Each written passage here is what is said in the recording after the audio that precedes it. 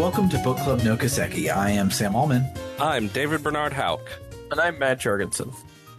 And the section of Falcom's Kiseki series that we'll be discussing today is the penultimate chapter of The Legend of Heroes Trails in the Sky SC, entitled Land of Chaos. But before we get to all of that, what's shaking, Bacon?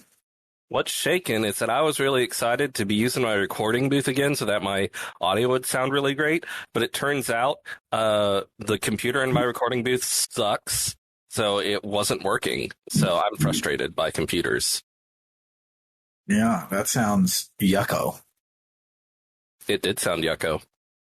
Yeah, it was like half robot, half like an audiobook at 1.5 speed, and it was not podcast quality.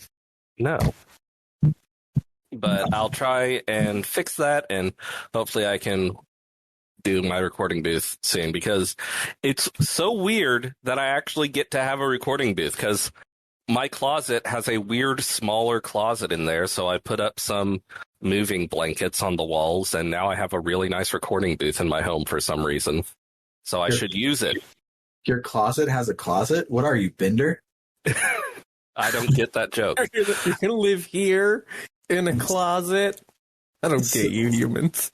So in Futurama, Bender lives in like a 2 foot by 2 foot shack because he's a robot. He just needs a place to plug in and go to sleep. That's all he needs for his apartment. And so Fry needs a place to live. So he goes to live with Bender, and they're both like squished in it. And so Bender is like, oh, well, I guess you could spread out into my closet. And his closet is a entire like human-sized apartment with like windows and everything. And so it never occurred to Bender because it's just his closet. And he's just like, why the hell do you humans want to live in my closet? That's weird.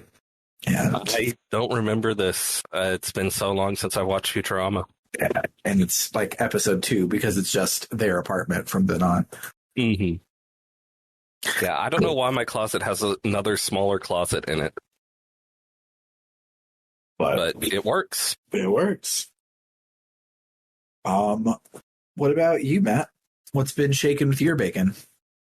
A whole bunch. We got a new kitty. He's adorable. He needed a home, and that's like one of the things me and Rebecca agreed that we didn't have to talk with each other about. Like if like we could just say yes to an animal. That is a hell of a marriage rule between you guys. Normally, that's like a huge conversation with everybody. You are beautiful souls for just always saying yes to animals. Yeah, I mean, it doesn't always mean that like said critter stays indefinitely with us, but if it's like, you know, the difference between them having a place and not having a place, it's just you just say yes. That's just what you do. For us anyway.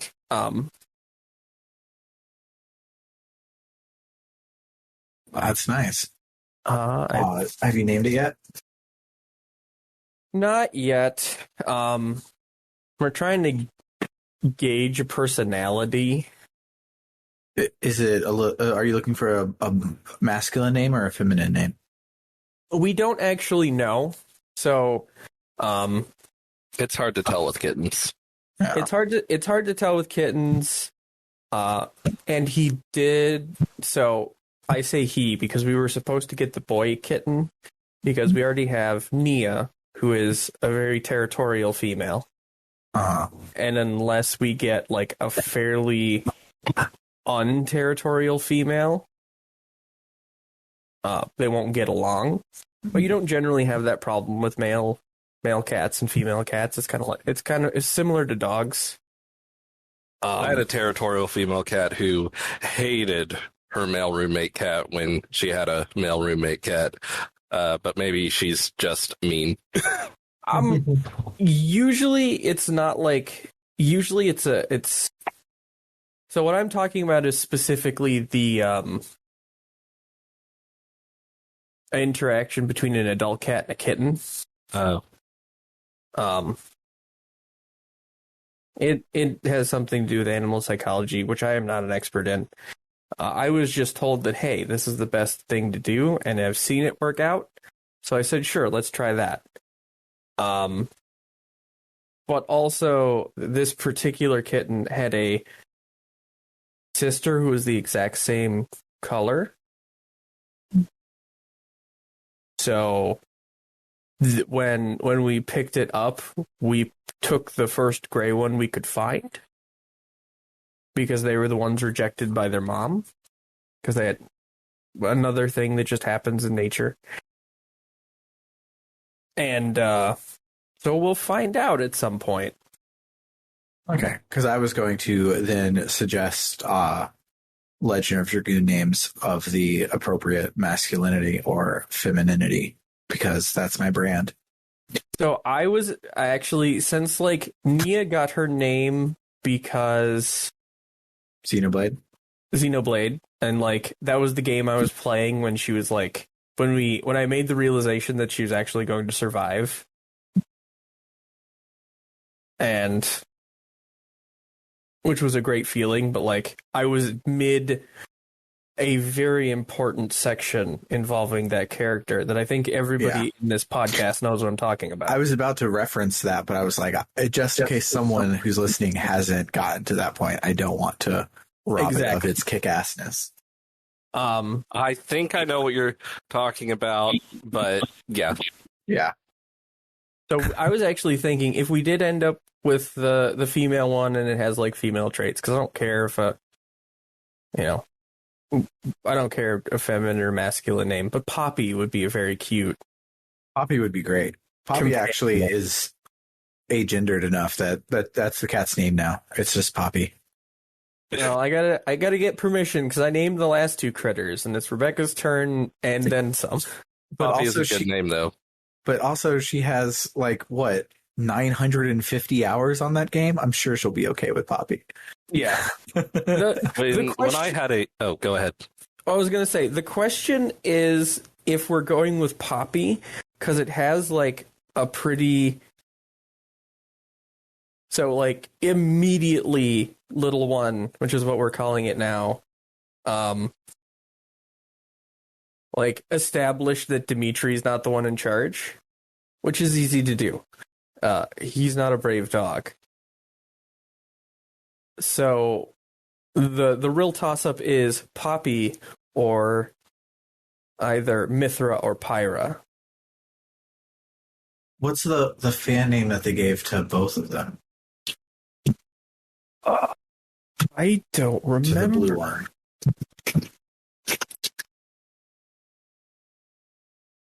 Numa is what they...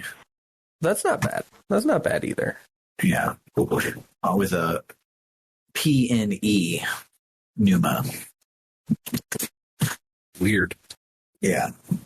When I had also, a tiny little... CW, since you're listening in the chat, because we're recording this live, I don't think we ever said that we recorded these lives, but CW, since you're listening, ignore what we just said about the third one. Forget that. Oops. No, that one's Smash Brothers spoiled that one. Okay. Because I don't think blame us. Blame Sakurai. Yeah, blame Sakurai. He can take the heat. He single-handedly made a Smash Bros. Game. Yeah, the Xenoblade 2 content in Smash Brothers does sort of spoil a big thing. It spoils it. So let's tangent since we're tangenting. Yeah, it happens. Smash Bros. Spoils a lot of like Xenoblade and Xenoblade 2, and like even some of the Persona 5 stuff. Like the spirits and such, like there's a lot of spoilers in there. You can get like not for Royal, but vanilla Persona 5. You can get endgame spoilers if you're not careful. That's hilarious. But yeah, so I have had a pretty crazy week. So,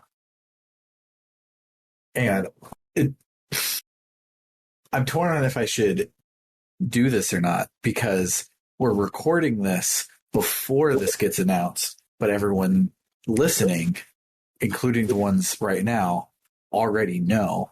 And this won't be put in the feed until after the other one is. But tomorrow as of recording, last week as of you hearing this, if you're a Ko-Fi follower, so the movie night for Blue Reflection when we watch Pretty Cure is Eli's last episode of the podcast. And that's weird because Eli's been a co-host for 5 fucking years now. But the person who will be filling in their shoes is our friend Bernard, who is on the microphone right now. Hi. And Yay, Bernard! I'm like really excited for Bernard to take over a lot of the things that I do. And What? none of the editing or anything like that, but you have done that in the past, so maybe. But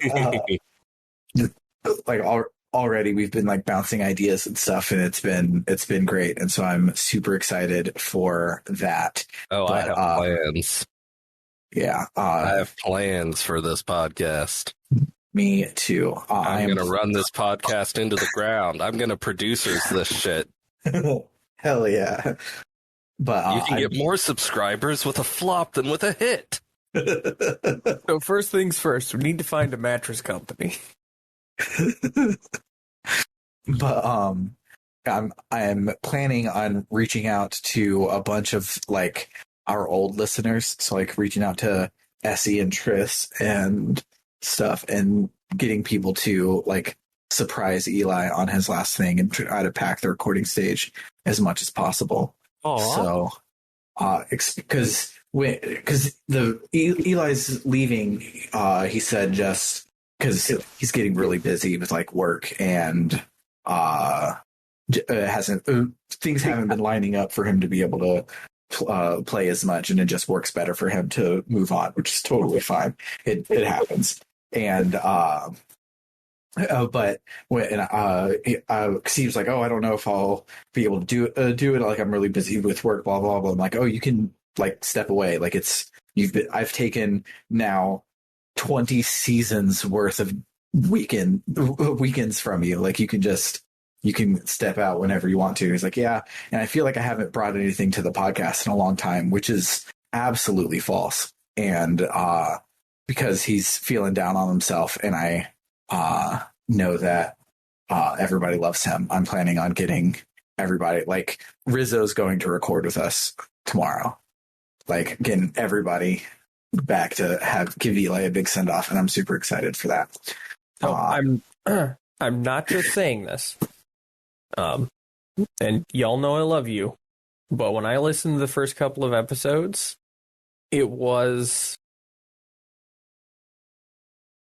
I'm pretty sure it was Eli that like hooked me. Yeah. So like, just want to throw that out there. Eli was the heart and soul of this podcast, and so thankfully you're replacing him with a soulless automaton that is Bernard. Yes. It'll be great. Don't worry, but we'll pump you with 120% grade A soul, Bernard. Awesome. yeah. So yeah, and then this next week will be 3 days for us instead of 17 days for us like it normally is. So not a lot will happen between now and Sunday, I guarantee it, but we will have beaten a great video game. So let's talk about that video game and listen to some music and then talk about the plot for the week.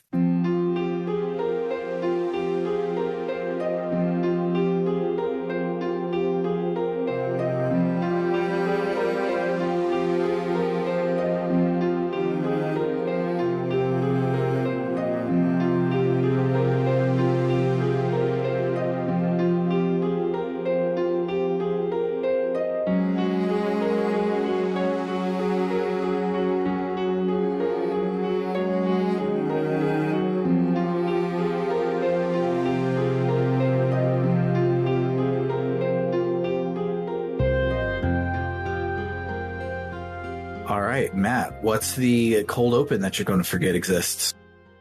I was about to ask because I actually remembered this time because it was funny.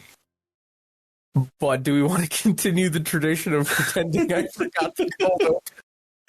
No. You get this is your redemption. All right. But next week I'm forgetting it on purpose. The cold open is, you know him, you love him, the Capwas. They're using a periscope to spy out the floating city. I have questions about why we're using a periscope on an airship when you can just look out the window. Maybe it has telescoping features. Like, I mean, it does. It zooms in at one point. As somebody who, but you could just look through the window with a telescope. Yeah. Exactly. As somebody who has looked into, out of boredom, what it would cost to install a periscope on something, it is infinitely cheaper to just use a telescope. Especially because these airships, like the bridges, have like glorious views. Like it is windows wrapped around like 270 degrees of the bridge. And we've had a lengthy explanation about why it's safe to go out on the deck. So you could also go out on the deck and use the telescope there. But they're the Capwas, so we pretend it's fine. They're like, wow, what a ship. And sure is. And they're going to plan to land on it, but, and we know what's happening here. There's a bright flash of light. And suddenly, that airship is deciding it wants a new career path. What would be a ground ship? And it hard pivots. Yeah, its career path takes a downward turn, literally. I don't want to leave this for memorable moments because I'm worried I'll forget. But when you see the inside of the ship, it's like just this little set in a black void. And I love how it looks when the whole set just sort of tilts and slides off screen. I love the way that looks. It's so good.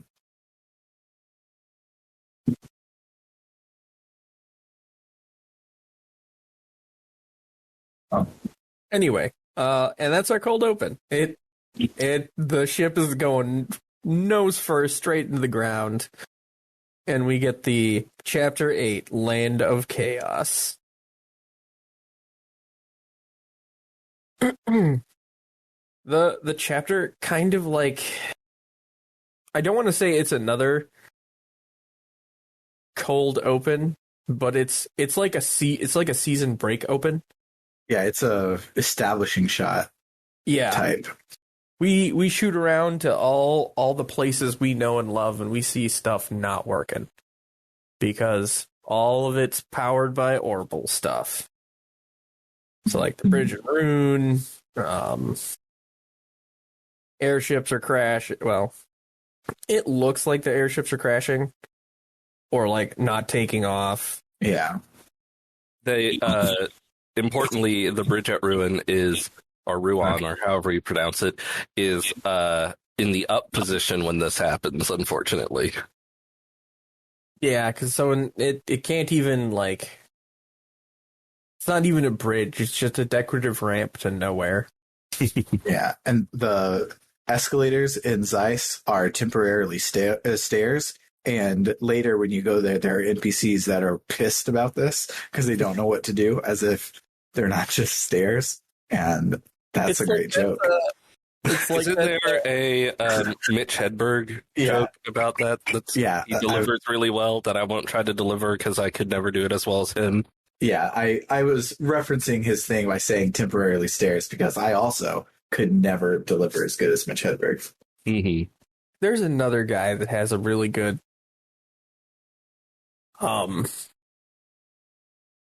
starts out as like a joke about the moving sidewalks at airports and escalators. You can't like get off an escalator and go back on stairs. Like, you're nothing more than an organized hill. something like that. Nice. That's not the Mitch Hedberg one. No, it's somebody else. That's somebody else.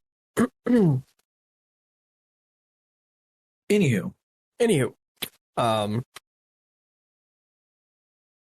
we head back to the guild hall, and we have a talk with Lundgren, and it gets real after school, especially on, wow, look at how dependent we are on this orbital. what if phone, but too much?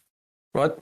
They're real what if phone, but too much about orbits. It's the thing where the guy's like, I want a world without springs, and then he wakes up in a world without springs, except it's orbital power. And now a weird narrator man is going to explain all the great things orbital power does for us that we don't have now. Yeah. What would the world look like without crude oil?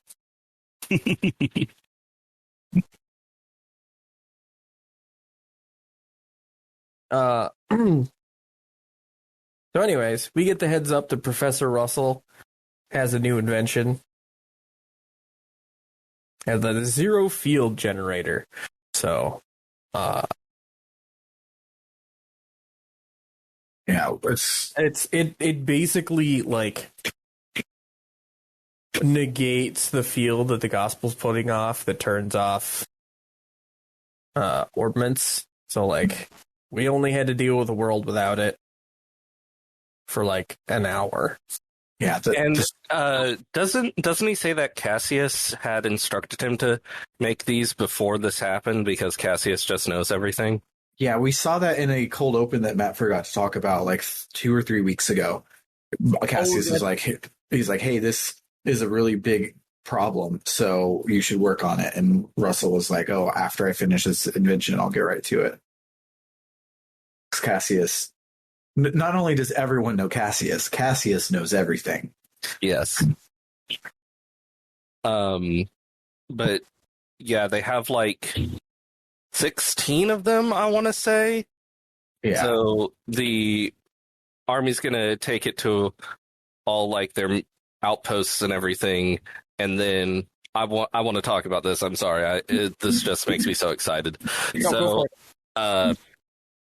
they have them, but they're really small. So they decide what they're going to do with them is install them in the phones at important places so that they can have communication, because they figure that's the most important thing in this situation. So the army's going to take it to all their outposts, and the party is going to take one to a guild hall in all the major cities. So the party gets 4, I think, because Grancel is going to already have one or something. I think we get... Hold on, I wrote it down. Or do we get 5? Anyway, point is, we get a number of zero field generators, and because the orbital shutdown phenomenon is happening, we can't use our arts, which is a huge problem that you have to deal with this whole chapter. But you can... Tita can't even shoot because she uses an orbital gun. Yeah. So she can't do anything unless you equip one. Yeah, you can equip cool. the zero field generators, and then you can use your arts, and Tita can use her gun. But as you go through the chapter, you get fewer and fewer of them, so you have to adapt more and more to this weird task, and it gets harder and harder. I think that's so cool. It's freaking phenomenal. And yes, the answer is use Joshua, Agate, and Zen, and they use all crafts and punches anyways. But it's still cool because what if your Agate and your Zen are your shittiest ones because you've just been putting everything into Shara and Chloe like I have? So you just kind of end up with shitty characters, and you gotta like do it, and it's cool. I like it. And Joshua is like really strong physically, but he comes built to have really strong arts. So this wrinkle makes it harder to use them. I kept a zero field generator on Estelle the whole time because I've built her to be a really good healer. but also I came to really appreciate Zen's composure craft, which restores 3,100 hit points and cures status abnormalities. Oh yeah. 3,100 hit points is not terribly a lot at this point, but curing status abnormalities at the same time is really nice. Yeah, Tita just got her second vital bullet thing. So it's an area of effect craft, which makes it instant, that does decent healing, cures status effects, and stat up and down, which is phenomenal. I don't think stat up and down? It cures stats up and down, which is nice. Insane. Composure doesn't do that. I don't think that Tita is leaving my party. I think she might be replacing Chloe as my, because Chloe has a breakable heal, which is really good. Because if I just keep her with high CP always, a boss will hit me. I'll just do her S break and I'll heal from the thing, and that's great. But I think basically having a super heal area of effect every turn might edge it out. I don't know. We'll see. Maybe I'll keep both, because Chloe also is a really good mage. I love Chloe. We'll get there.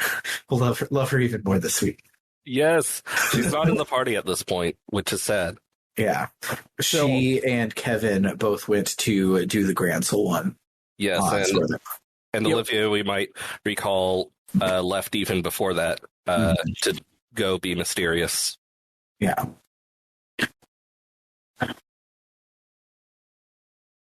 So, yeah. Hold on. Notes. While I'm stalling for time. Basically, where we are is that, so we decided to go out and take these ZFGs to everybody. Also, the Stargate nerd in me called them CPMs every single time. I was just going to talk briefly about my party and how it was go ahead. Because so Estelle and Joshua, when I got Joshua, I kind of took him down to the studs and built him back up because I had a particular style I wanted to replicate from a future game. It's not a spoiler. There's just gameplay stuff. There are future games? There's games in the future made by mole people. Mole people aside, there is a particular archetype in Trails of Cold Steel that I wanted to replicate on Joshua because I thought he'd be very good at it. And he is. I kind of respect him into being a dodge attacker. Okay. And I have Estelle as a dodge tank, which kind of works. So they were missing some of the tools in their toolboxes. And as previously mentioned, my agate is the actual protagonist of this game. So he's I laugh at your petty field, but poor Tita. I had to learn real fast.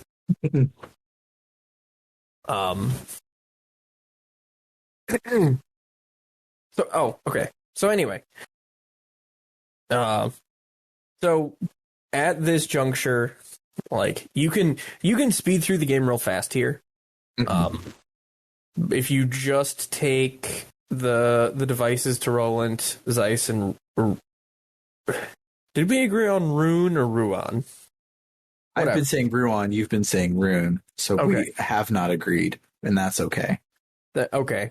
Then I'll continue to call it Rune, because that's what my brain says. So we can just drop them off and deliver them there. However, you can also kind of make the chapter as long as you want, because every area has a bunch of quests.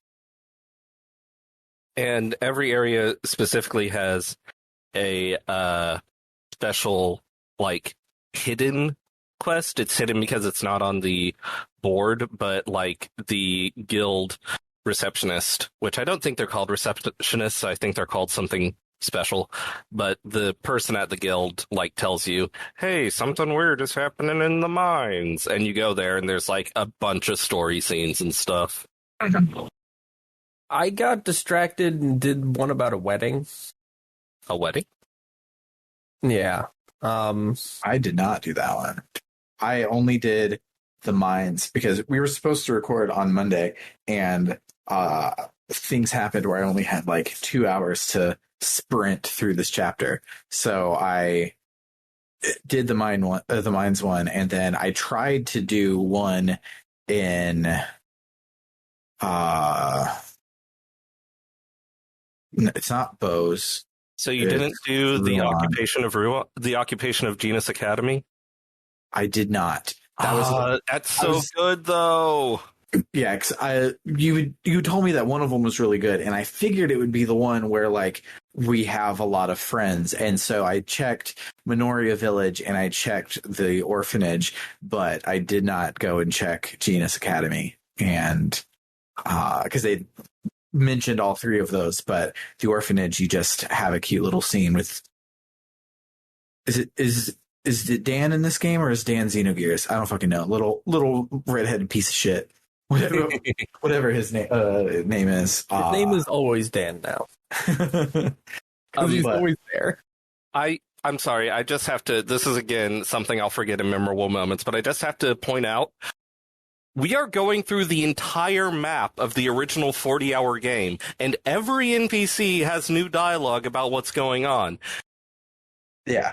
And I know this is just par for the course for this series, but it really struck me this time. Oh, yeah. Like, I did as much as I needed to, because of the time frame we were in, and now that I work retail, it was like, when I was supposed to be playing was falling right in our, like, post-Black Friday restock. So, like, being the assistant manager, essentially, it's not the right name, but I don't care. I don't want to explain assistant store leader.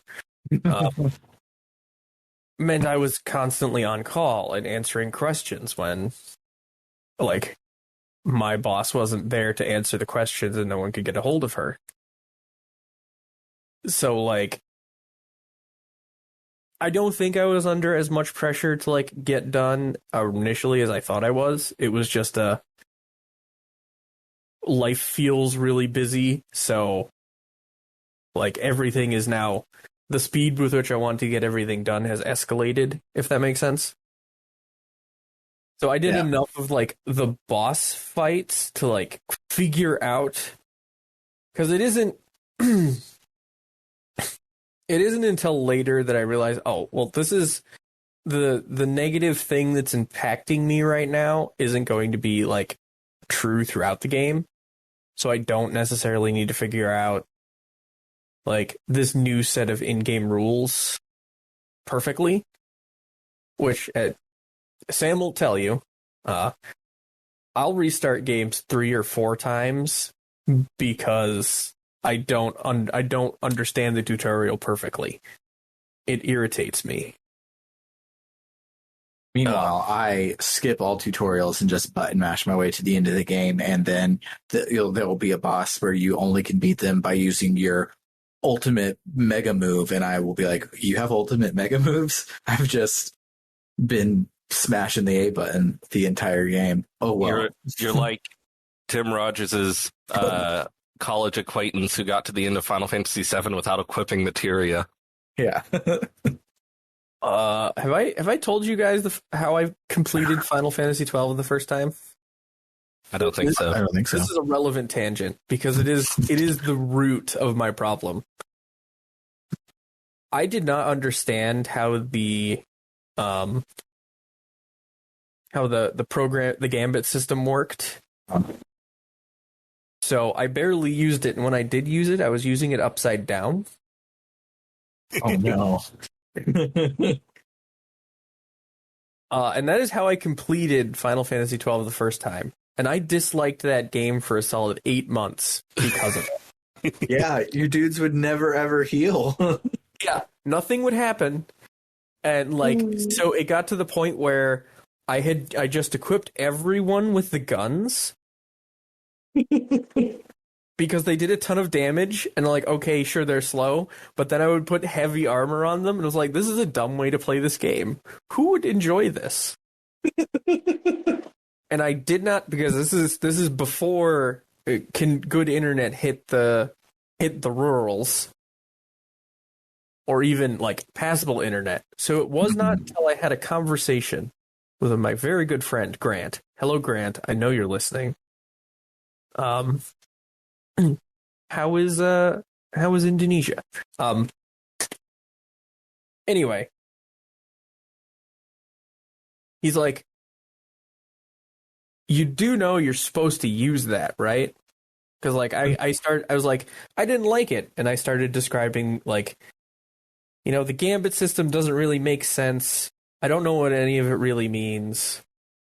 And like, even when I would put something at the bottom, it would hardly ever happen. It's like, Working as intended. oh boy. All right. So here's the things you didn't know about the game. And it was a earth-shattering moment for a young Matt Jorgensen. Like, oh, if I had paid attention to any of the tutorials or actually read the Gambit part of the Prima guide I had purchased with my copy of Final Fantasy XII, I would know what's going on, but I did not.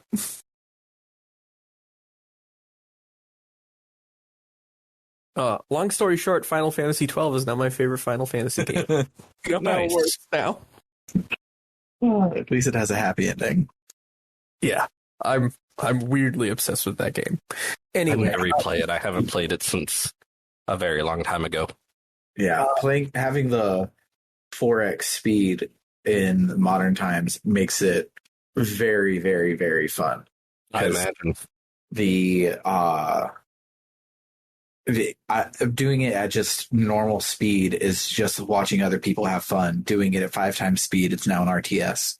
And RTS Final Fantasy is a pretty cool thing. That's why the sequel to it is a literal RTS Final Fantasy. I was about to say, isn't that weird DS game actually an RTS? Yeah. Yeah, it's surprisingly good. Also, if you restart it anytime soon or anytime in the future, feel free to slide into my DMs. I know an absurd amount about that game, and like one of the many like even like the background stuff that I had to scour like poorly translated Famitsu articles for.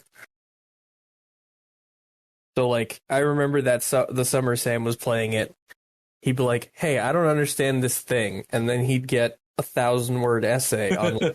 Well, this is originally the story was probably supposed to be this, according to this article. But like it changed 3 times because the writers couldn't come to a consensus, and like this. Like, I just think Vaughn's voice actor wasn't very good right there. Blow your roll. Yeah.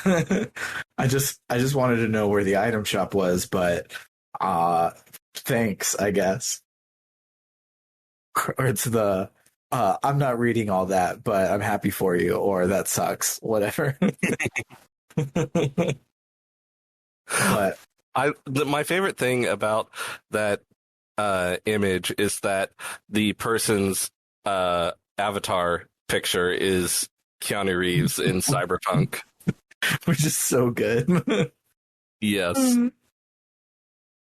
But anywho, so yeah, tell me all about the occupation of Genus Academy.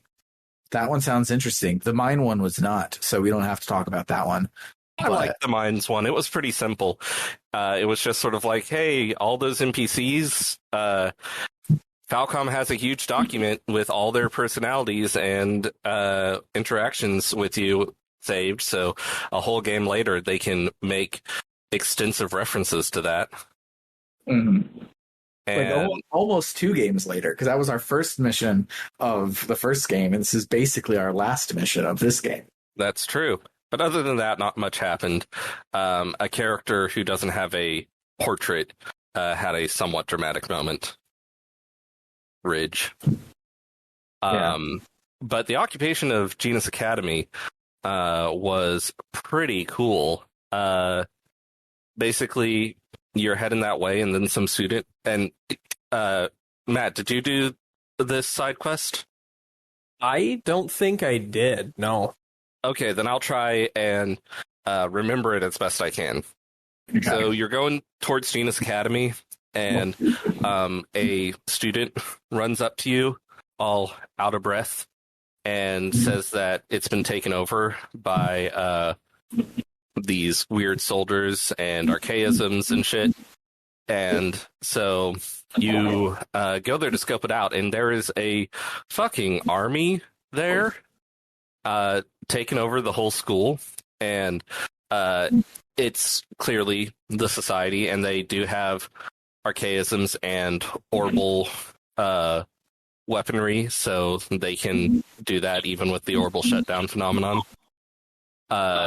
So they're like, shit, what the fuck are we going to do? We can't just run in. There's too many of them. And this is like the one time that happens in an RPG where I'm like, yeah, instead of, let me take them. So Joshua goes in alone to actually do the spy thing that we've heard that so much that he's good at doing. And you play as him sneaking around the school, looking in the windows, assessing where hostages are and stuff. And you have cute scenes with the student council president, whose name I can never remember, even though I love her. Jill. What? Jill, right? I wanted to say Jill, but that didn't feel right to me. Yeah, you have cute scenes with her. And then Joshua comes back out and is like, yeah, this is a bad situation. And they're like, and they've gotten the whole team together. It's not just your party. The rest of your team members have shown up too. And they're like, man, what we could do is we could have a team outside the main gate, cause a ruckus, and then another team sneak in and ensure the hostages are safe. But we would really need exactly 4 more people to do that. What do y'all think happens next? You are the 4 people. No, we have the whole party together, but the whole party needs exactly 4 more people in order to pull this off. Do you get Annalise's team? Come back? Yeah, Annalise and Grant and Karna and Kurt. Is Kurt the last one? Yeah, Yes. they all show up. Good. And and they're like, hey, we arrived at exactly the right time. Let's help you. And Karna, I think it's Karna, like apparently uses a orbital gun, but she has acquired a gunpowder gun, and she talks about how much it sucks compared to orbital guns. But at least it's something. So it sets up a party of you, Joshua, Annalise, and Kurt. So you get to actually play as Annalise a little bit outside nice. the prologue. So she wasn't gone forever. She is still here. Love her. And you just go in and you have to go and check on all the hostages and take out the soldiers guarding them and stuff. You don't actually take them anywhere. You're just like, hey, you're okay. Stay here. But once you've checked on all the hostages, you hear a scream coming from the old schoolhouse out in the back. So you go there, and who do you find but Gilbert? Oh.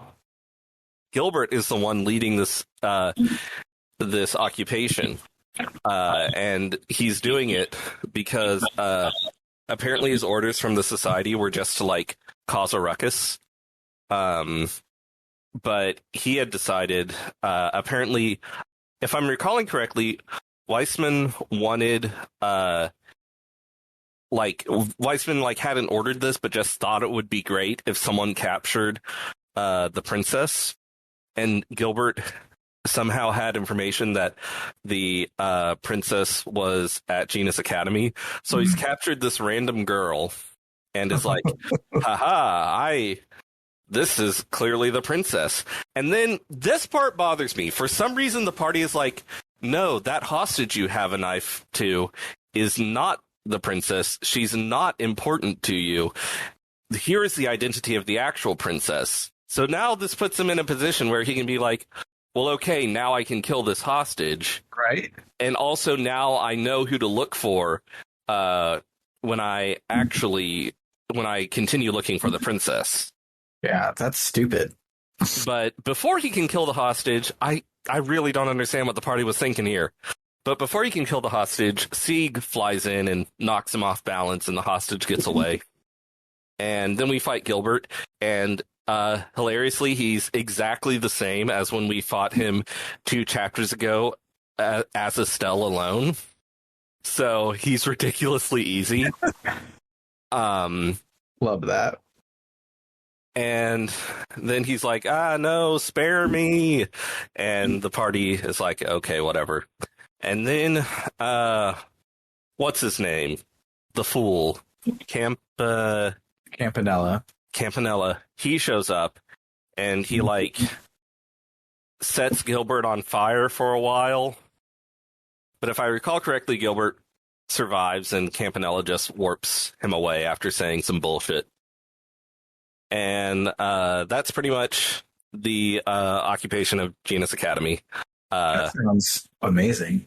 They're like, the party's like, yeah, probably the society won't come back. Campanella actually tells them, I think, the society's not coming back to the academy. And so the party's like, good enough for me. And so they leave. And yeah, it's a really good side quest. It has lots of good dialogue and fun. You get Annalise and Kurt in your party, which is fun. That awesome. sounds awesome. So it's a shame y'all didn't play it. Yeah, I'm kind of mad. It is. What probably happened is the guide I was following along, it said stealth section. And as a rule, I avoid stealth sections. Yeah, the Jonathan part is, or Joshua, not Jonathan.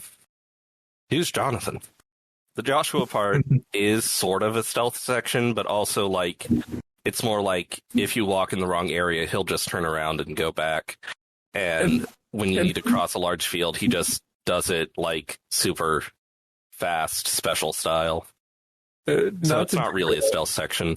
But can Who's Jonathan be the title of this episode? No, it has to be the title of the chapter. Yeah, I've already started the though to be fair, I did do one episode last season as in defense of Grover Cleveland's mustache. So maybe this could be the one. I love Trails in the Sky starring Stella and Jonathan. Jonathan. No, it's Sky Roads starring Stella and Jonathan. Yeah. Oh man, that's really good. I did. There's an OVA of Trails in the Sky second chapter that I stumbled on. As far as I can tell, only for second chapter, not for first chapter, which is weird. But I stumbled upon it, and I on YouTube, and I just scrubbed through it a bit, and it was the dub, and they consistently called him Josh, and I was like, this sounds so weird. That is weird. That's I weird. don't like it. Every time, in my notes last season, I would write Josh just in shorthand. By the time I would finish the sentence, I would go back and I'd add the UA. It's just his name's not Josh.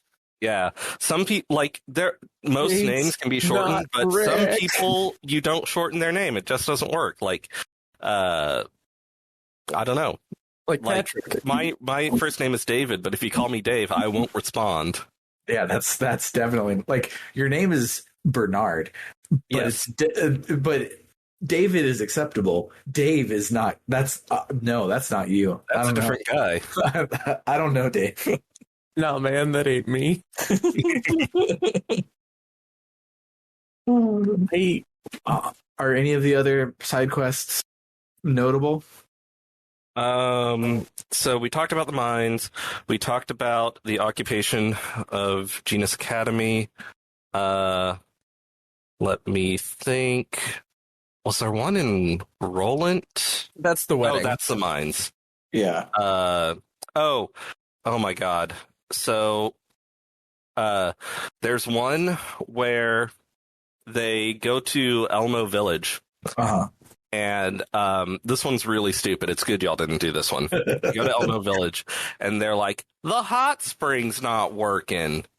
And they're like, this is important.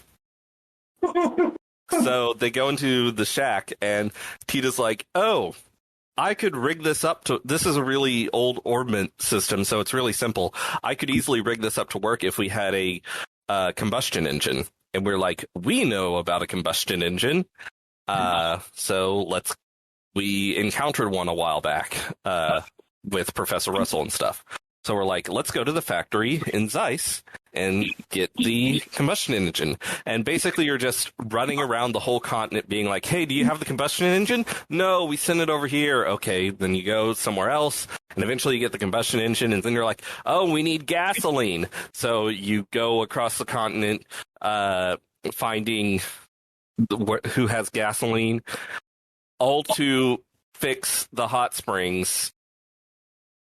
It's really silly. I'm glad I didn't do that one.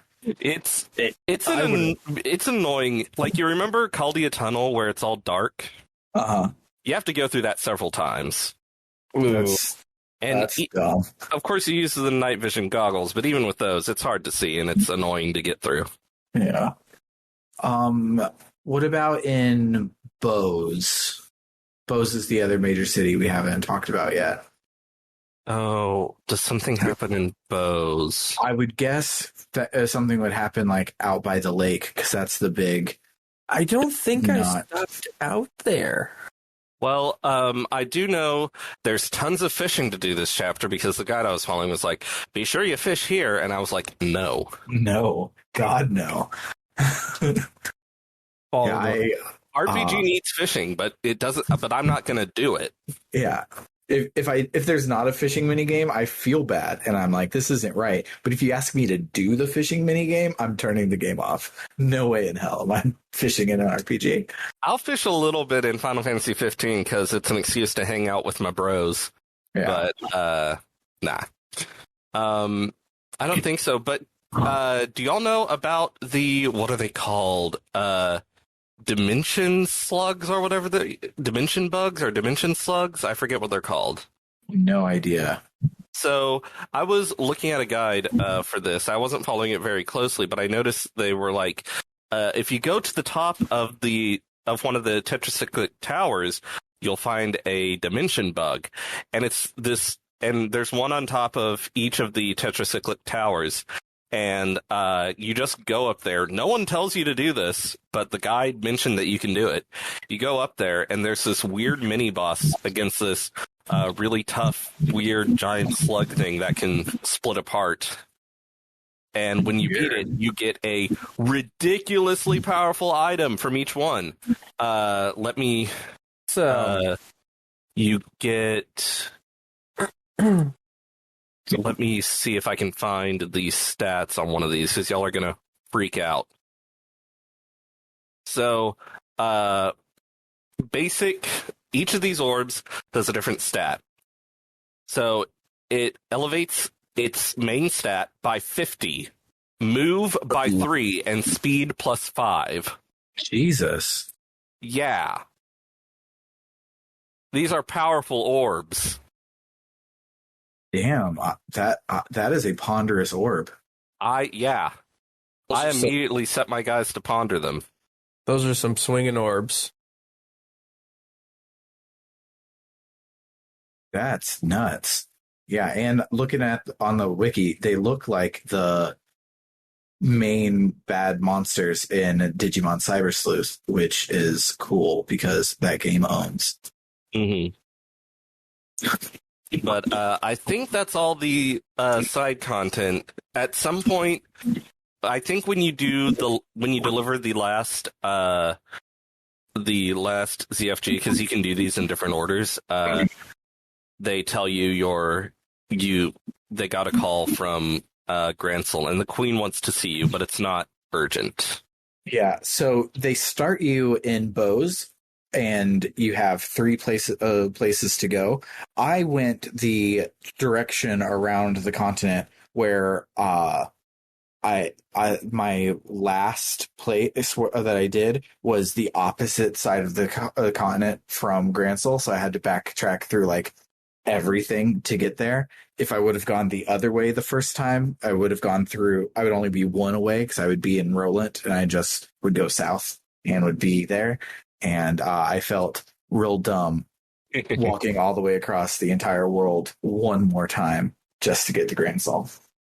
And just again, this is the entire world map of the previous game that we're just casually going across multiple times this chapter. It's crazy. It's good. I'm trying to think if I can find. I'm trying to see if I can find anything about the wedding, but like I don't know what you're talking about there. I just started zoning out on it. Like this isn't. Yeah. Anyway, so like Sam said, we got the call from the Queen to come to Gransel. Sorry, we've the notes I did take are fleeting, way far ahead of me. But Well, there we are. So when we do deliver the last device, it jumps to an Ouroboros gunship landing in front of Gransel. And old Blue Blanc, Walter, Renee, and Luciola are there. They're like, hey, look, an army. We're going to play some Dynasty Warriors. Basically. Like, it's It does not go well for the army. It does not at all. The army is not the protagonist of that Dynasty Warriors situation. It's actually long at home. It's sort of cool. Like we always talk about how the weird little sprite fights are always surprisingly good. In this one, they actually go into battle scenes and do their S breaks against the army. Yeah, it's really dramatic. It's really cool. So they destroy the shit out of this army like several times over the next couple of cutscenes, and every single time Renee is like, "Can I use my mech, please? I just want to get in a mech and fucking mow down some people." And they keep telling her no. Like they obviously don't need the help, but it's hilarious. It's like, oh, I'm killing them really good, but what if I killed them better? Can I please go get my mech? I just want to kill people real good. Nice. I'm the only one who doesn't get to use her toy. This isn't fair. So they announced that they're heading in for Gransel Castle right as we show up to Gransel ourselves. Yep. So we're playing a weird tag of tag situation where the Ouroboros agents, the Organization 13, are rushing to the Queen, and we're trying to rush to intercept them first.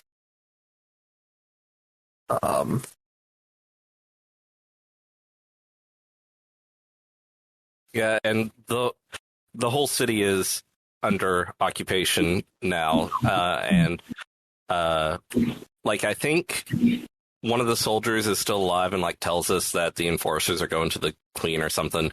So going to the castle. So that's what we're trying to do.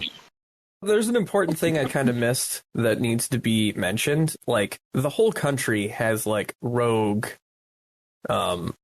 anachronisms just roaming around. Yeah. There's basically a strong monster side quest blocking your way, forcing you to do it, and they're huge, like mini boss level battles with big old robots. Mm-hmm. So like this occupation doesn't necessarily come out of nowhere because there's robots everywhere. Yeah. There's robots and no defenses because everything is orbs.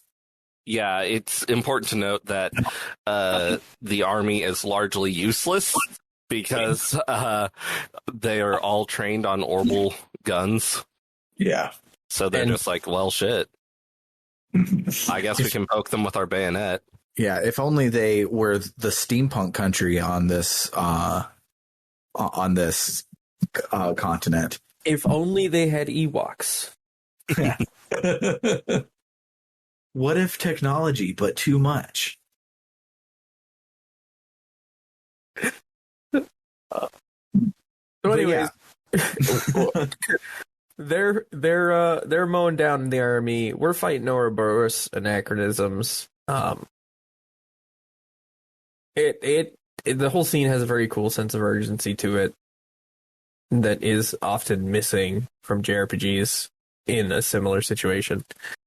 For me, anyway. Anyway, so the party reaches the terrace, and we see the enforcers. They've got Chloe and the Queen. So there is one small part that technically could probably go to memorable moments, but I love it. So The door. So Walter punches through the door, and it's super cool. But then inside, the Queen, Chloe, Hilda, this part. Dunan, and Joseph. Is that his name? Jonathan? Philip. It's Philip. You got it right the first time. Jonathan. This guy's Jonathan. That's who it is. No, it's Philip. It's Philip. Who's Jonathan? Amazingly, I don't think there's been a single character in this series named Jonathan so far. Yeah, probably will be. These games are gigantic, but so far, no Jonathans. But so they're all like, oh shit, they're coming, and Dunan, the Duke Dunan, bowl cut shitty person Dunan, turns to Chloe and the Queen, are like, y'all get out of here, y'all go and like be safe because you are the current queen. Chloe is next in line. I ran things for a while, like I can help us like run the defense, but y'all's safety is more paramount than mine. So y'all get out of here. I'll hold down the fort.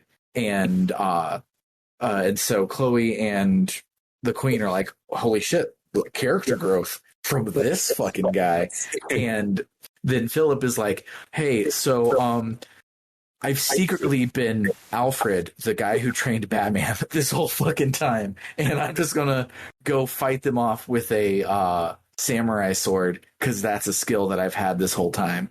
And he reveals that he used to have Julia's job. Yeah. So he's kind of a badass, it turns out. Yeah, he's fucking great. And every other time, during our little cat and mouse thing going through the city, we would watch them do some S breaks, destroy people. Then we would, our party would go through, and everyone's just like on the floor, hurt, and you can't even talk to the people. They're like out cold or dead. Here, you go in, the army is down, but Philip's still like on one knee, like he hasn't fully given up yet. He's a badass. I never thought that Butler Philip would be such a badass character, but here we are. I feel like there's been insinuations that he had a badass past, but yeah, this is where the truth come out. Yeah, I was gonna say that, but also like he's a butler in an anime, and I'm pretty sure they lifted this straight from like 90s era Batman, where like Alfred was an SAS commando in World War II. Yeah. And like Or if you read Artemis Fowl, he's a butler with a capital B. The fucking assassin bodyguard protectors. But also in these games, like I am firmly convinced that everyone with a character, like an actual character art, either is, was, or will be like a Goku party looking dude.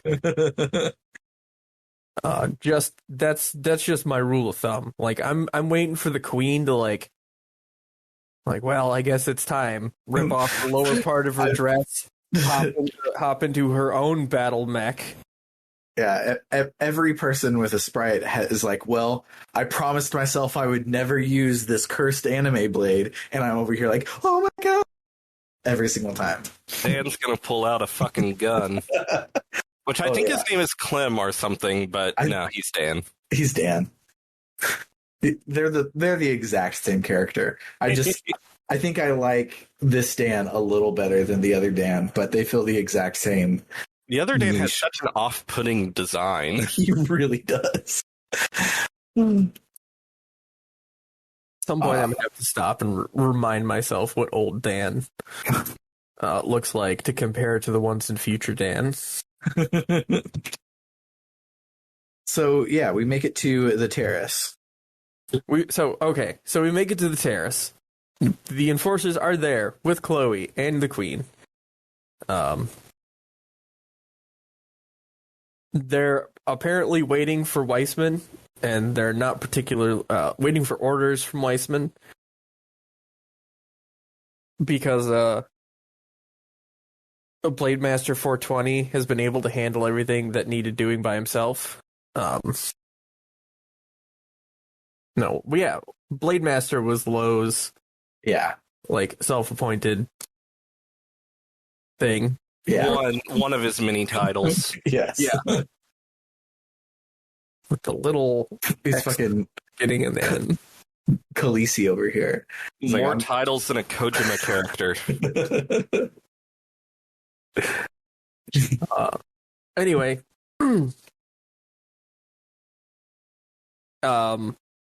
so like we find out that they basically decided to kidnap the royalty for fun because they just had nothing better to do. Like they haven't gotten orders from Weissman. I mean, I can't blame them. I guess. I don't know. If I was that powerful, I don't know. I would probably waste it. Like, anyway. Yeah, it's like they're not trying to take over like they were last game. Like that was truly just a cover for them. Last game when they really wanted to get to the areola, and so they're like, "Oh, are you trying to take over?" They're like, "No, we just wanted to basically be mean to Estelle because this is a side quest for them." Yeah, and not even a particularly hard one. No, they're just grinding for rare currency off of these mobs. True. There's so many. There are just so many small goblins outside of Lumbridge Town. Yeah. Or it's like Final Fantasy 13. This is a humanoid character, so this is the only way you can get Gil in this game is by grinding on a humanoid character. So they came to the big city so that they could get some Gil, so they could upgrade their fucking weapons. Chips. Gotta get them. So anyway, things look real bad because, like, in the past we have struggled against individual enforcers, and 4 of them seems a little excessive. Overkill is underrated, but not here. Thankfully, it's interrupted by Sid. He's like, "Hey, I'm here. Look at me," and not the other thing. Yeah, it was at this point that I realized that Cassius has a ponytail and Sid does not. Yeah, I thought it was Cassius at first too, but the portrait came up and there was no mustache, and I was like, "Oh, it's Sid. Never mind." Huh. I never stopped to think about that, but you're right. The more you know.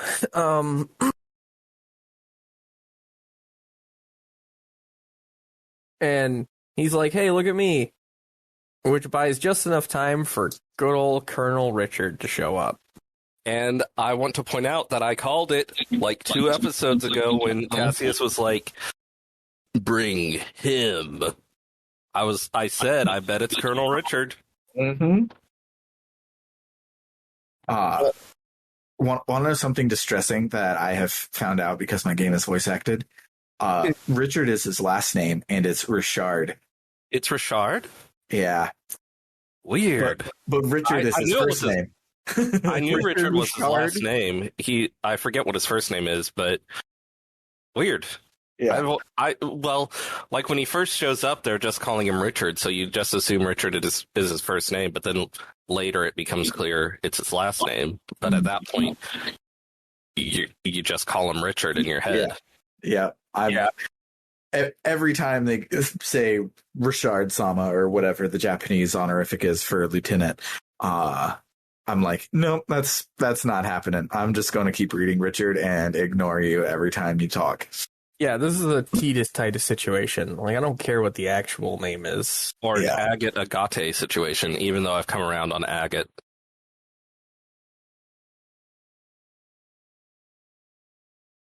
As a name and as a character. I can't believe I didn't like him at the beginning of this game. I can't believe I didn't. Did any of us like Agate at the beginning of this game? No, but now he's our precious child. He is. He's the weird uncle at Thanksgiving that you actually want to see.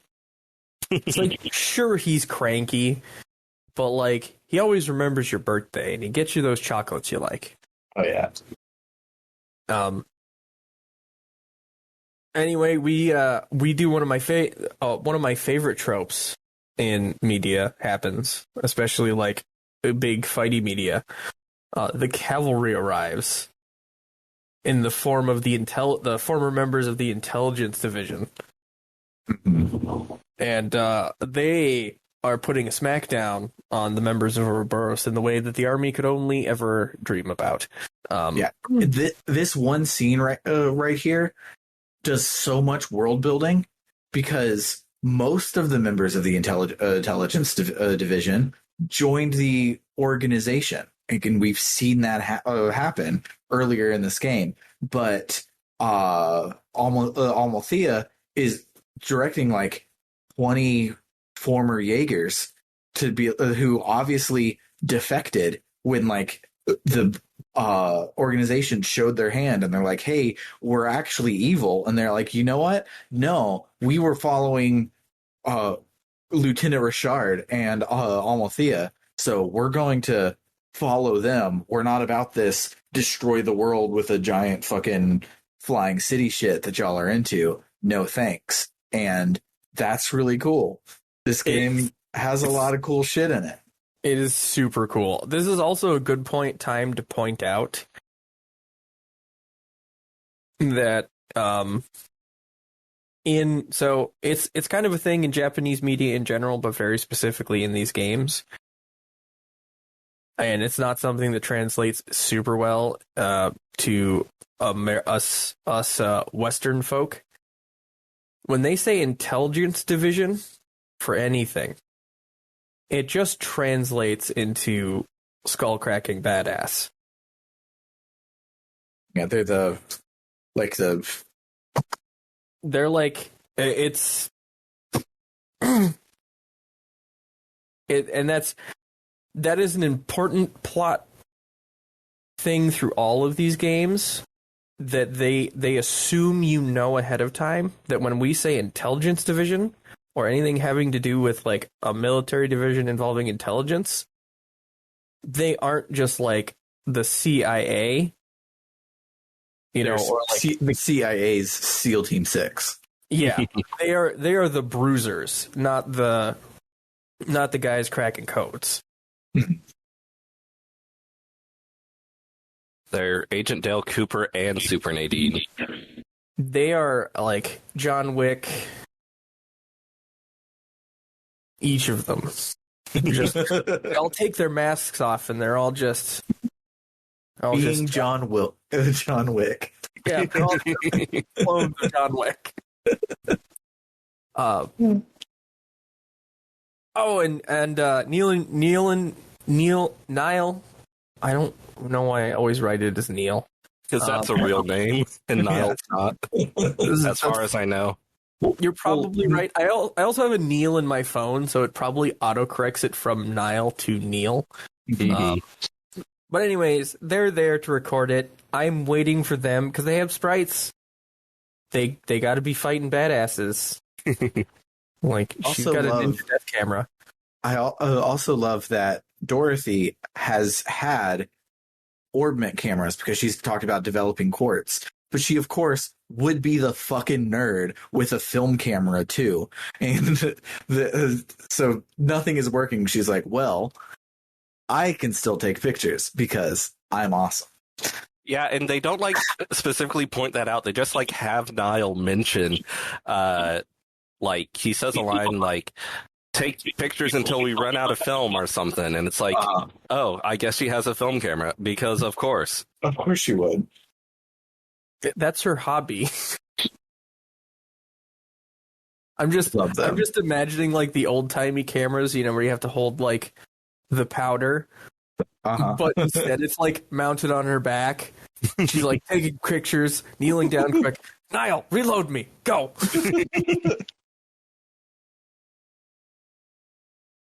And it's at this point that the enforcers decide to leave. Very heavy emphasis on decide, because I'm pretty convinced at this juncture in the game, even with everyone there, we couldn't have made them leave. Yeah, Ren basically is like, all right, now I'm going to call my mech because like we're cornered, but we can still take these people. And they're just like, nah.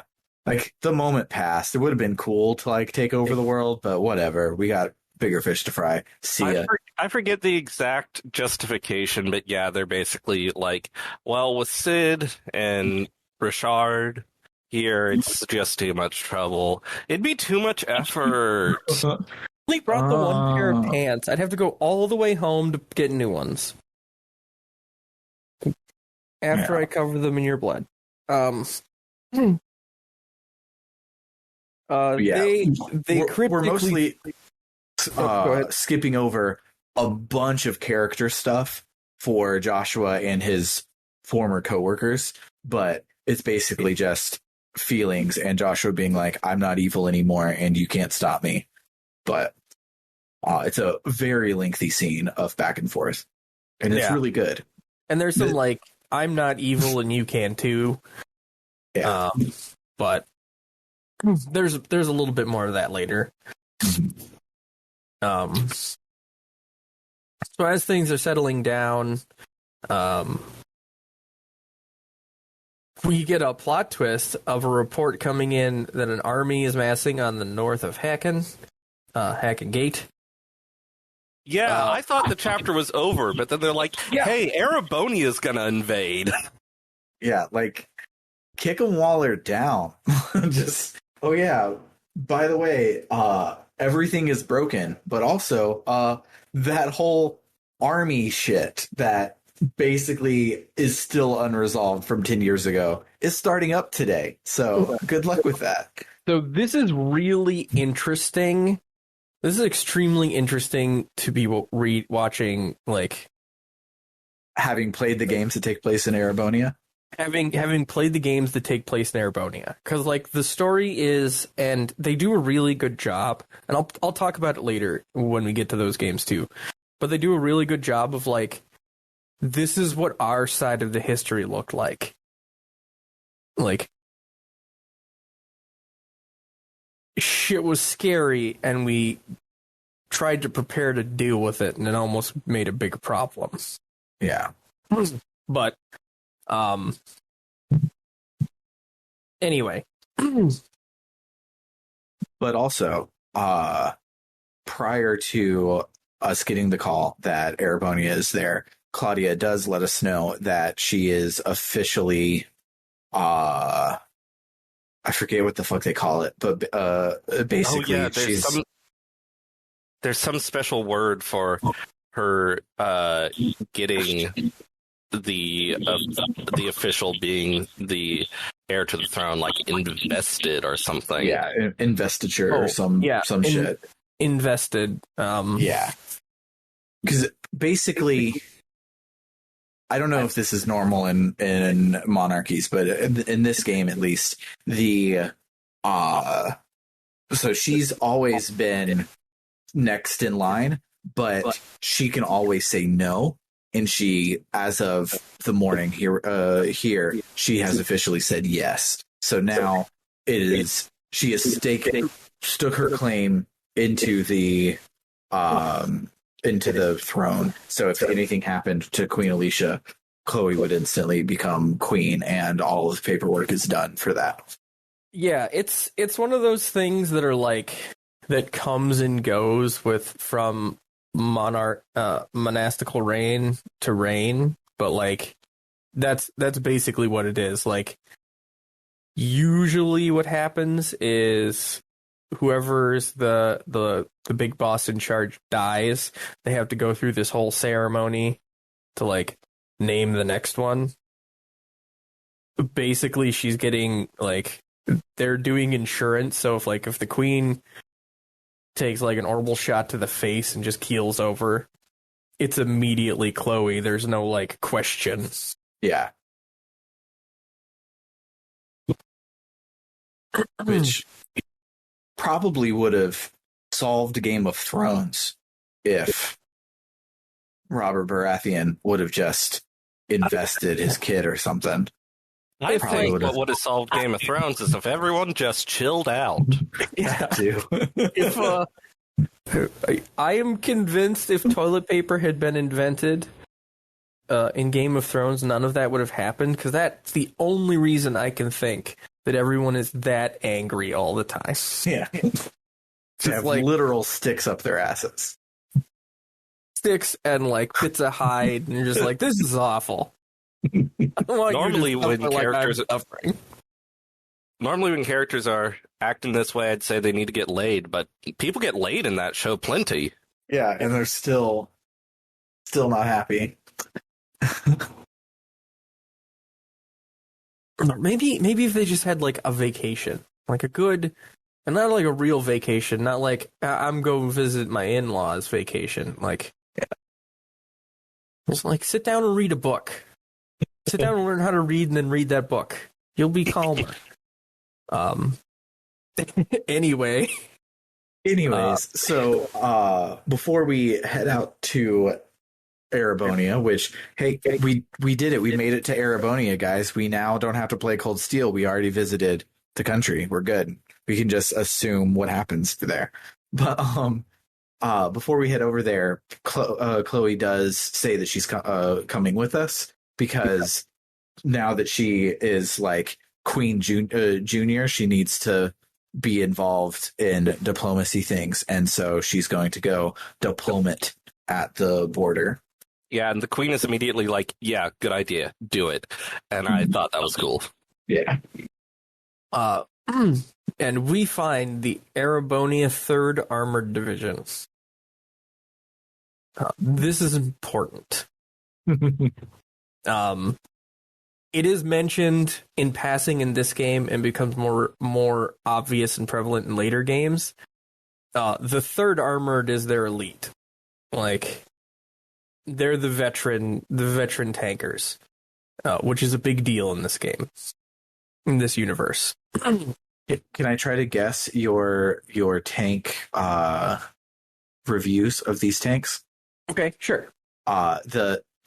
Where the treads are, there are wheels, which is not good, and also the tread shaped thing is rigidly attached to the body, so that they're kind of just like a fucking push cart in your high school, and not actually good at being tanks.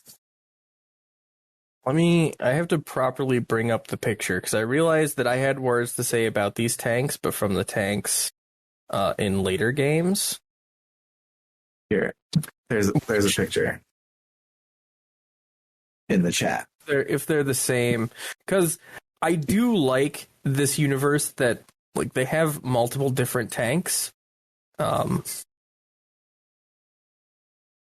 that are in theory supposed to operate because they do.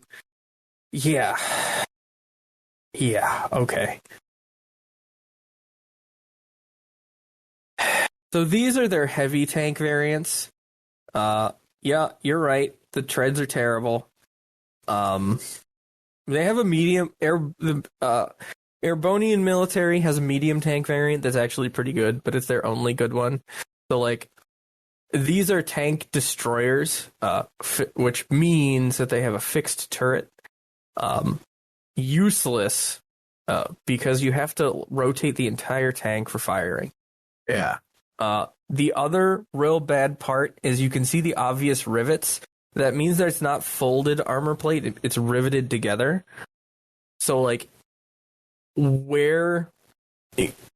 so because of the angles of the armor, angle is important. You get a lot you gain a lot by having good angles on a tank. To deflect the shots up or left or right. But because it's riveted armor, that actually makes it super dangerous. So like, and the eye slits are in the way. There's no need for those eye slits because there's no MGs there.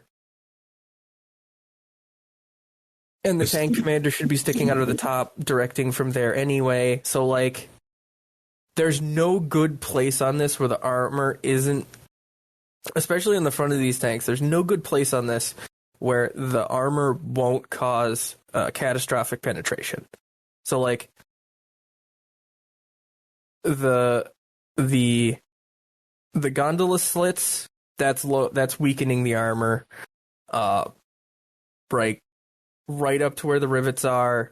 Maybe the little part just next to the gun cupola, but like they're not great. And the clearance is terrible. So like, what are you going to do if you have to move that tank up a slightly rocky incline? Well, you're going to get stuck and then have to abandon the tank. Yeah. They're not good. But on the other hand, they are steam powered where nothing else is. So when the people on the other side have swords, maybe a subpar tank is okay. Yeah. I mean, a lot of World War I would disagree with you, but I mean, you're not wrong either. Also, like they're fantasy tanks. Like they just look cool. Yeah. Anywho, as this has been Matt's fun tank fact science corner. Yep. I'm so sorry.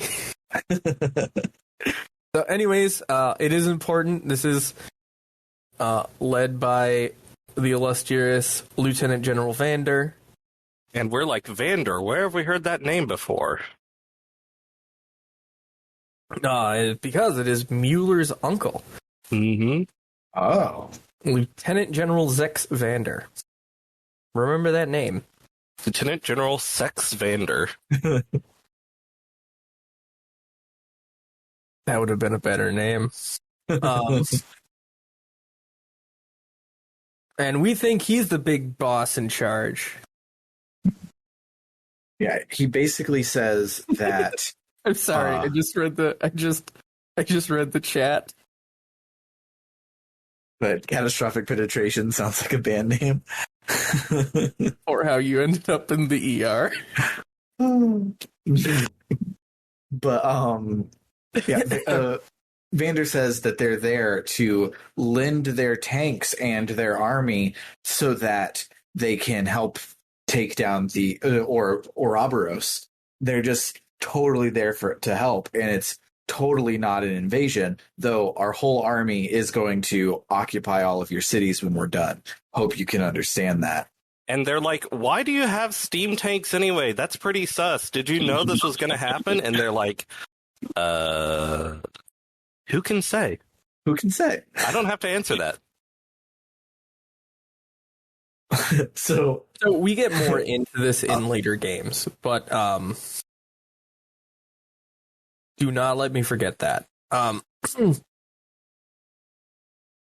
However, and it's at first we're led to believe that Lieutenant that Vander is the one in charge, but it is in fact the hold on. You're skipping over the most important part of this chapter.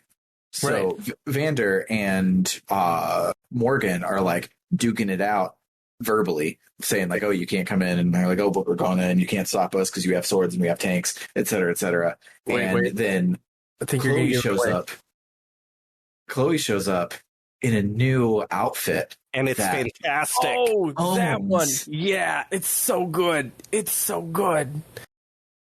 Our little girl Chloe's growing up. Yeah, it's Even so though she was more mature freaking than good. me to start with. And she takes over the negotiations, and there's just so much really good dialogue. Yep. Yeah. But then the real. So I just saw, because I'm following along on the LP like I usually do. Her outfit is great, as y'all saw it, but look how great it is in Evolution. Let me show that off. Oh man, yeah. It's fucking great in the Evolution art style, man. It's pretty It's- great in the other art style too. Yeah, they're both good. I just incredibly love it Yeah. with the Evo art style. But after this is when the real big boss in charge of the entire unit reveals himself. It is the Imperial Prince. Drumroll. Prince Olivert Reese Arnor.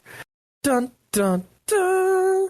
It's hilarious to me because they're all French. His name is Olivier or Oliver, and you have called him Olivert on accident a bunch of times. That it's not really a reveal that his name is slightly different. It's a very common thing, but it's always tickled me pink. Then you were like Olivert. I'm like, not yet. I know, but like I knew him before, Sam. I knew him before. I thought you were just getting the name wrong because you'd like misread it or something. No. He It is 2 letters difference. no, like he is a. Okay, this isn't a spoiler because he is the Arbonian crown prince. He shows up later, and that's as much as you need to I tell know us. he shows up later. I know he's Like, an important character in the Cold Steel games, which makes sense. And that's why like my brain was just filling it in, and I was like, nobody will get it. Sam got it, but Yeah. Anyway, It's all good. But yeah, I love how Chloe's playing it cool, but the rest of the party is just immediately among themselves like, what the fuck? What the fuck? What the actual fuck? and he is playing the Game of Thrones. He is real serious business here. Yep, and this is one of the depths of the character. I'm really happy we get to see it in this game, where like he can turn on business mode really well, and this is him in full business mode. You know, he's doing everything he has to. He's like, I don't know any of you people. I am a statesman of import. Witness me. Until later. So they have a couple back and forths where Olivier is like, "Oh no, you see, I am Oliver. You met Olivier, totally different person, totally not me." And Estelle calls him on his bullshit loudly and starts to arbitrate, because that's what the Bracer Guild is supposed to do, is arbitrate as a neutral party. But Estelle is doing it because she's mad at Olivier, and it's hilarious because Estelle deciding to arbitrate this was really funny, and I think an interesting wrinkle in this scene. It is pretty great. They come to a compromise. Yeah, which basically Estelle, as our arbitrator, says that like, oh, us bracers are hot on the case of the Ouroboros, so we don't need Arabonia to come and help us. And Oliver is like, oh, fucking prove it, because right now you've just taken out all orbital power for the southern half of Arabonia, and we're not just going to let that fly. And Estelle's like, we got gumption and moxie And I friendship. guess, and friendship. We got the power anime on our side. Deal with it. And Oliver is like, well, I don't think that that will be good enough. And then, of course, Cassius then shows up in the Arceal and just flies down their big ass, grand ass battleship, being like, "How about this, motherfucker?" Yup. And at that juncture, they're like, okay, the Arceal will go investigate the Liber Arc, and the Prince and Mueller are going to go and observe, make sure it isn't a threat to the Emperor, and then, they got 3 days, or the army, or the Third Armored is moving in. Yeah. And then, as the army goes to back up, turns out that Cassius fucking knows everything, and he already knew that Olivier was Oliver, and told Olivier his plan, and they've been having this in the fucking works for a while to just... I love... This is why it was so hard for me to, not love Olivier from the get-go. I mean, I did love him from the very get-go. He's a great character. He's... this is one of the very few games where,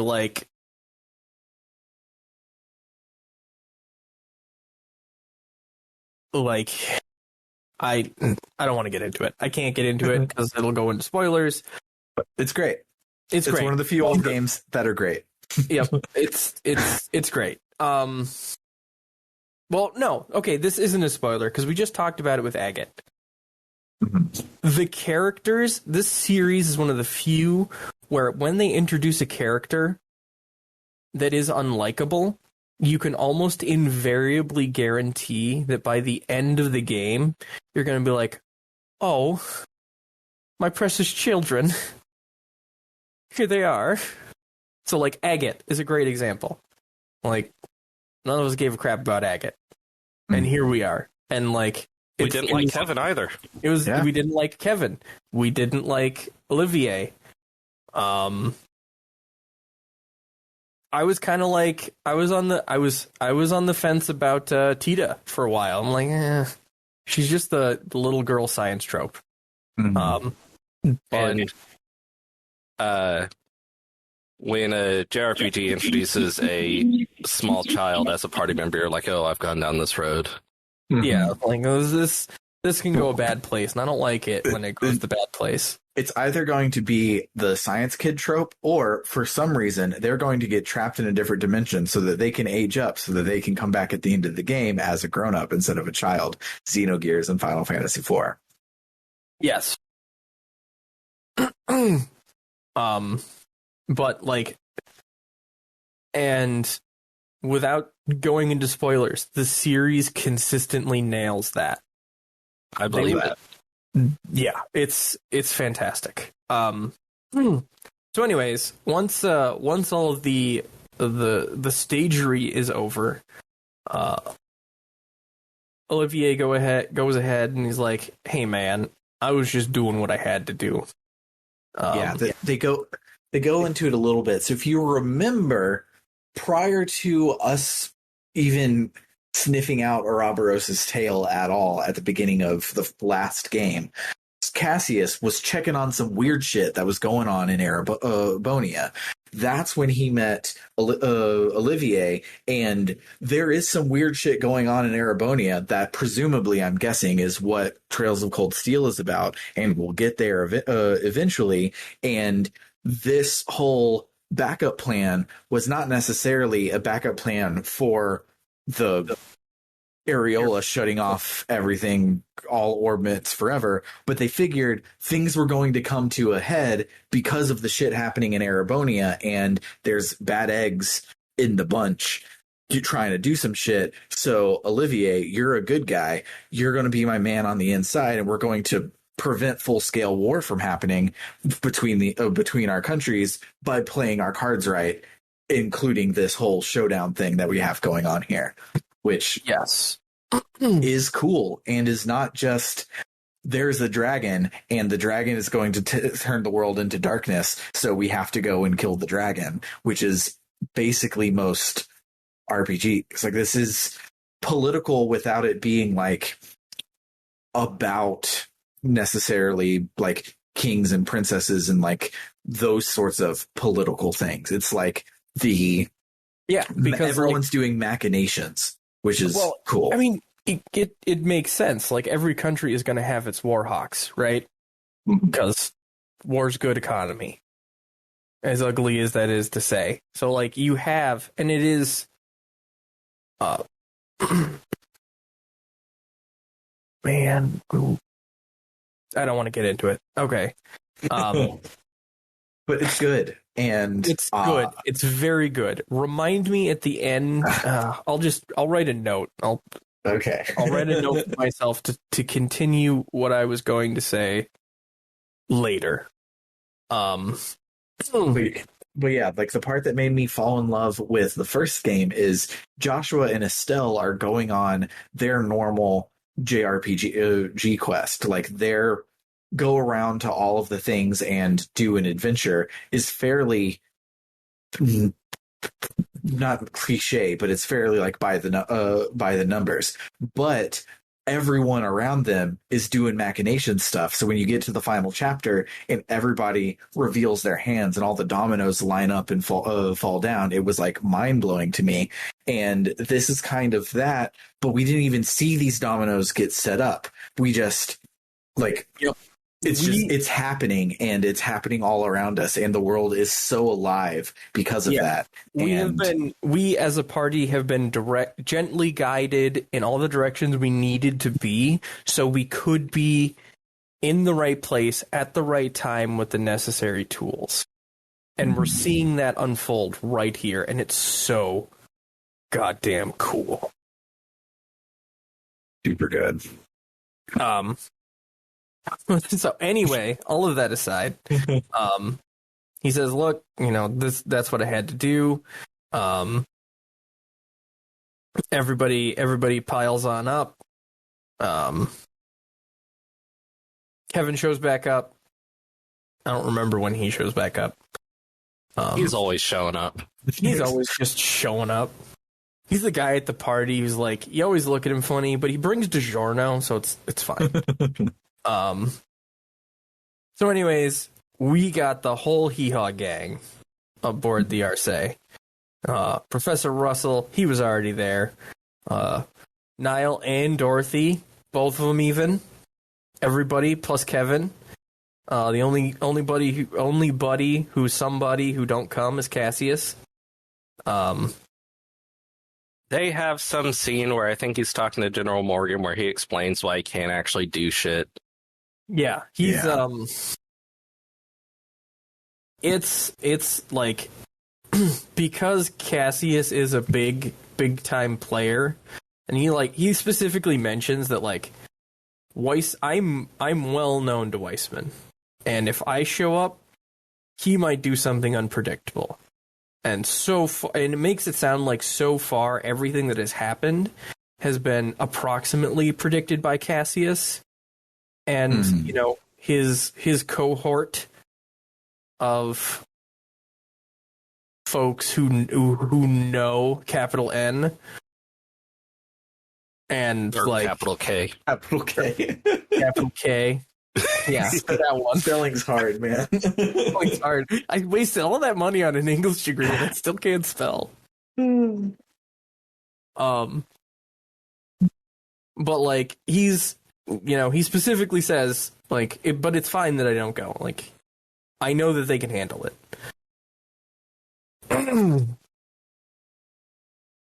So we're airshipping around to the Liber Arc, and the Glorious shows up, and we get a shoot. We get a what? I think this is going into the next chapter. Yeah, that's next chapter, buddy. Okay. The chapter ends with us basically saying, "Hey, we're gonna go fly everybody. We have the whole team together. We're gonna fly up to the floating city, and it's gonna be our chapter-long big-ass dungeon, and that's what we're about to do." Okay. Right before we get on the airship, Cassius hands Joshua a mysterious letter, tells him, "Don't read it now. Read it when you're alone. It's just between us," which potentially will come back later, I'm guessing. I forgot about that. Yeah, I did too until I saw it happen right here. I'm like, that seems probably important. But yeah, the chapter ends after Cassius and Morgan are like, "Oh, well, everything's gone according to plan.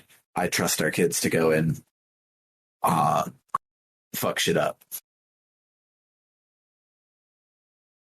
And obviously, in Japanese, Cassius says the title of the game, because the next chapter is called Trails in the Sky.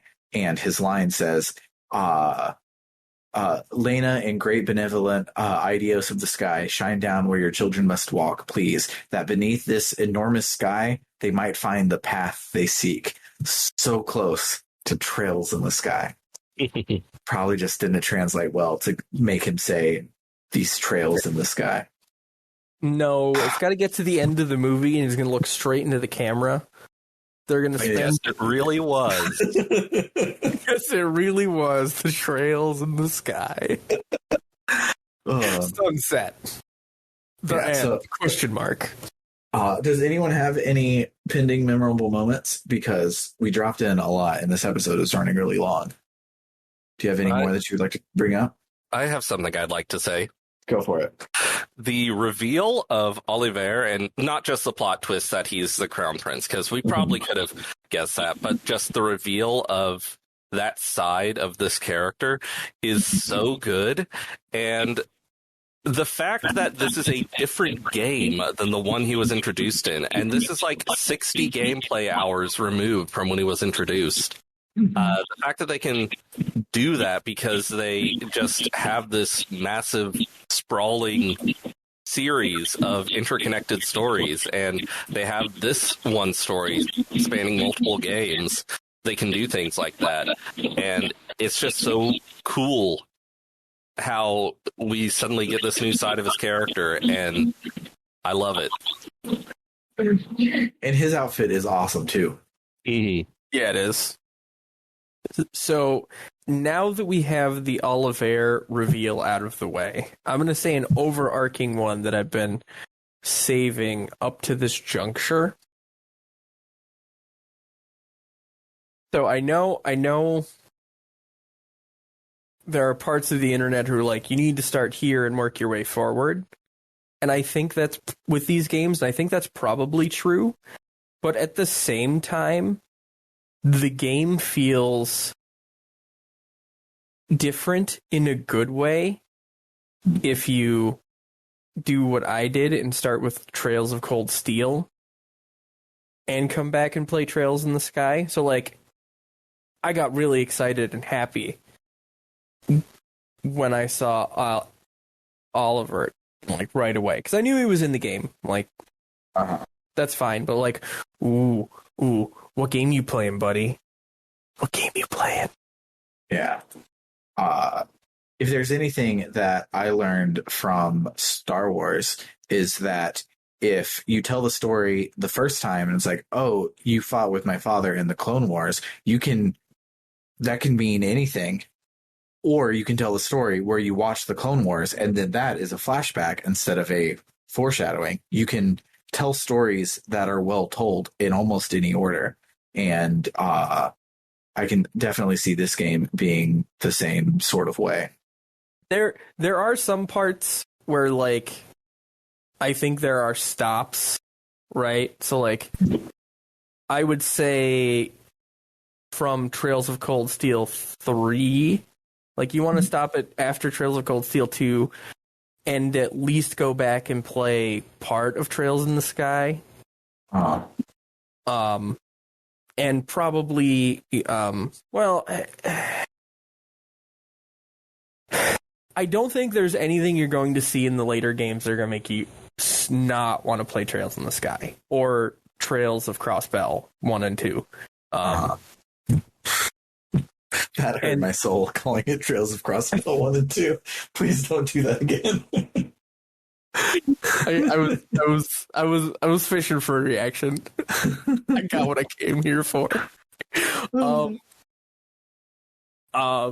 But anyway, and with the newer versions, they do give you a pretty good, like, in-game wiki. Like, hey, here's the stuff you absolutely need to know from these other games you haven't played. But you could also not read that and be totally fine. Like, it reminds me very much, and, like, seeing it in a video game, like, a sequential video game is wild to me.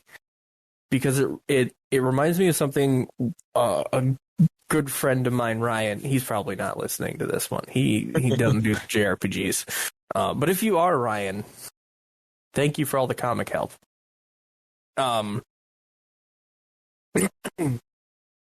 So, like, when I was first getting into comic books, I was like, it's so overwhelming. There's so much to read. And he's like, just pick a place. You don't meet a person and their story begins. Like, you are meeting that person for the first time, but they have a whole lifetime of things that have happened before you met them. And as you spend more time with them, you fill in those background pieces.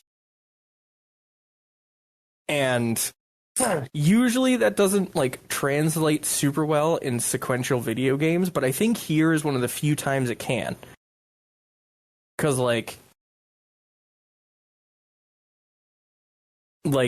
and I'll use Oliver as the example again. Like, this is one of those things that, like, oh, so this is what you were doing. Okay. Mm-hmm.